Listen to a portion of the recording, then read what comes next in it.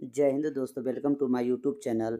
आइए आज हम लोग देखते हैं साइंस के कुछ महत्वपूर्ण प्रश्न को जो आपके एग्ज़ाम के दृष्टिकोण से काफ़ी हेल्पफुल होंगे। आप किसी भी कॉम्पिटिटिव एग्ज़ाम के लिए इस प्रश्न को आप लोग देख सकते हैं। तो आइए शुरू करते हैं आज का क्लास। एसआई पद्धति में कुल कितने मूल मात्रक होते हैं? तो आपको पता होगा 7। एसआई पद्धति में कुल कितने मूल मात्रक होते हैं? 7। ये 9th क्लास में भी ये सब आपको देखने को मिलेगा।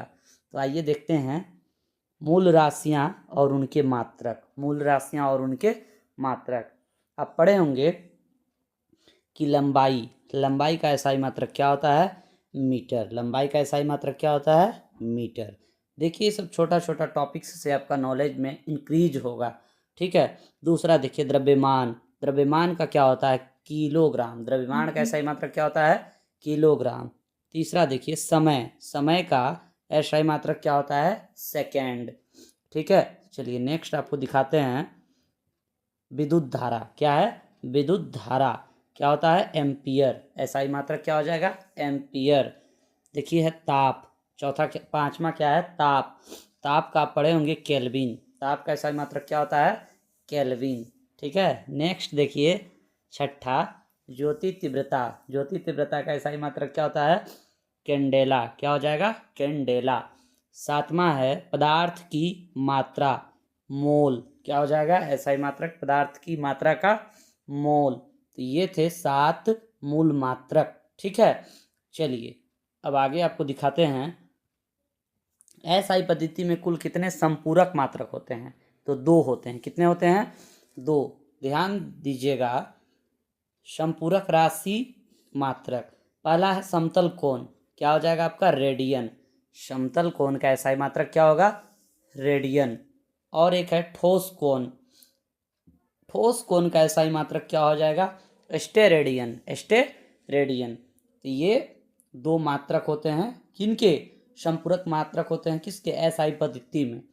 चलिए अब आपको दिखाते हैं, आगे बढ़ते हैं भौतिक राशियां और उनके मात्रक। फटाफट देखते हैं राशि और मात्रक। पहला है जहाज के चाल की माप। जो जहाज चलता है उसका माप क्या होता है? उसके माप का मात्रक क्या कहते हैं? उसको नॉट कहते हैं। क्या कहते हैं? नॉट। नौ संचालन में चली गई दूरी की माप जो है किससे मापा जाता है? नौ संचालन में चली गई दूरी की माप नॉटिकल मील। क्या कहेंगे उसको? नॉटिकल मील। नेक्स्ट है प्रकाश के तरंगदैर्घ्य की माप एंगस्ट्रम। किससे मापते हैं? एंगस्ट्रम। नेक्स्ट देखिए दूरी की माप, ठीक है। दूरी की माप जो है प्रकाश वर्ष हो जाएगा। क्या हो जाएगा? प्रकाश वर्ष। ये है दाब, वायुमंडलीय दाब। तो इसको कहते हैं वार में मापते हैं। इसका ऐसा ही मतलब क्या होता है? वार। अगला देखिए भूकंप की तीव्रता रिएक्टर स्केल। यहाँ सिर्फ रिक्टर लिखा हुआ है, रिएक्टर स्केल भी होता है, ठीक है। स्केल भी लिखा हुआ रहता है, रिएक्टर स्केल या सिस्मोग्राफ। द्रव प्रभाव की दर क्यूसेक। इसी द्रव प्रभाव को आप बोल सकते हैं पानी की बहाव। इसका क्या हो जाएगा ऐसा मात्रक? क्यूसेक। नेक्स्ट देखिए कंप्यूटर का जो माप होता है किसमें? बाइट में मापते हैं। किस में मापते हैं? बाइट में मापते हैं, ठीक है। अब देखिए तरंगदैर्घ्य क्या हो जाएगा इसका? एंगस्ट्रम। क्या हो जाएगा? एंगस्ट्रम को ए पर डिग्री से डिनोट किया जाता है, ठीक है। अब देखिए है ऊर्जा का क्या हो जाएगा? जूल। चलिए नेक्स्ट बढ़ते हैं, देखते हैं ध्वनि की तीव्रता डेसिबल। आवृत्ति क्या है? हर्ट्ज। क्या है? हर्ट्ज। चलिए नेक्स्ट है उष्मा। क्या है? उष्मा को हम लोग कैलोरी में मापते हैं। किस में मापते हैं? कैलोरी में मापते हैं। नौ संचालन नॉटिकल मील। समुद्री जहाज की गति नॉट। शक्ति वाट। चलिए देखिए यहाँ पर दिया हुआ है सही सुमेल है। तो सही बात है, ये मतलब कुछ प्रीवियस ईयर का क्वेश्चन होगा, वहाँ पर पूछा होगा कि सही सुमेलित कीजिए, तो यहाँ आंसर में सही सुमेल है ही। तो देखिए ताप है, ताप का क्या होता है आपको पता है, सेल्सियस। क्या होता है, सेल्सियस। दूसरा है विद्युत, क्या होता है, किलोवाट आवर मतलब घंटा, किलोवाट आवर मतलब घंटा। ये देखिए रक्त, रक्त का क्या हो जाएगा, RH गुणक, RH गुणक। और है आर्द्रता, आर्द्रता का क्या हो जाएगा, हाइग्रोमीटर, हाइड्रो नहीं हाइग्रोमीटर। ठीक है, तो ये देख लिया आप। अब देखते हैं और भी कुछ है क्या, इसके नीचे नहीं है। चलिए नेक्स्ट और कुछ देखते हैं हम लोग। चलिए अगला प्रश्न है, यहाँ मापक यंत्र है और माप है।